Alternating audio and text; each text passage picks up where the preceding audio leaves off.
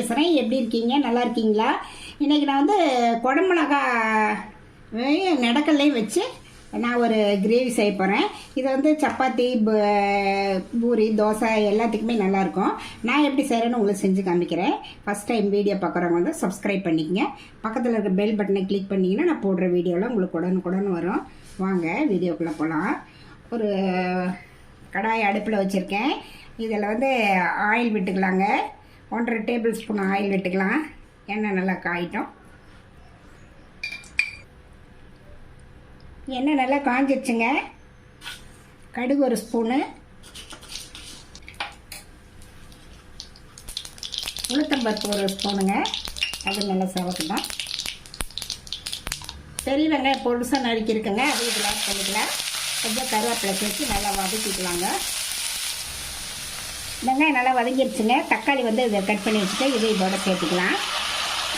ஒரு 5 தக்காளி போட்டிருக்கிறேங்க. நல்லா வதங்கிட்டோம். இது கூட வந்து கொஞ்சம் உப்பு இதுக்கு அளவாக போட்டுக்கலாம். அப்புறம் மஞ்சள் தூள் வந்து ஒரு 1/2 டீஸ்பூனு, மிளகாத்தூள் வந்து 1 டீஸ்பூனு, மல்லித்தூள் 1 டீஸ்பூனு, கரம் மசாலா வந்து ஒரு 1/2 டீஸ்பூனு.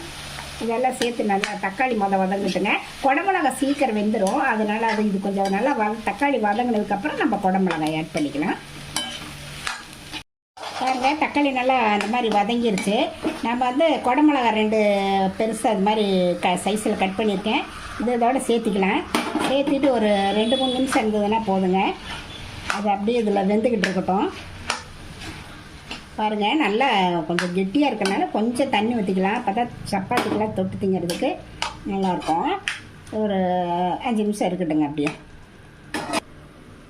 அந்த வேர்க்கடலை ஒரு பவுலில் எடுத்து வச்சுருங்க. நல்லா வறுத்த வேர்க்கடலை. இதை வந்து நம்ம வந்து குறைன்னு நம்ம அப்படியே அரைச்சிக்கலாங்க. குடமிளகாயே நல்லா வெந்துருச்சுங்க. இந்த வேர்க்கடலை வந்து அரைச்சிட்டு வந்தது இதோட சேர்த்திக்கலாங்க.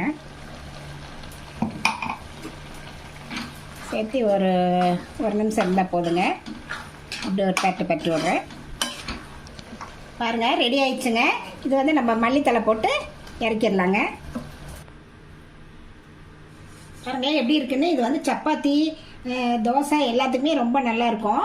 குடமிளகாயும் ரொம்ப உடம்புக்கு நல்லது. நீங்களும் இந்த மாதிரி ட்ரை பண்ணி பார்த்துட்டு எப்படி இருக்குன்னு ரதியா சமையலுக்கு சப்ஸ்கிரைப் பண்ணுங்கள், லைக் பண்ணுங்கள், ஷேர் பண்ணுங்கள்.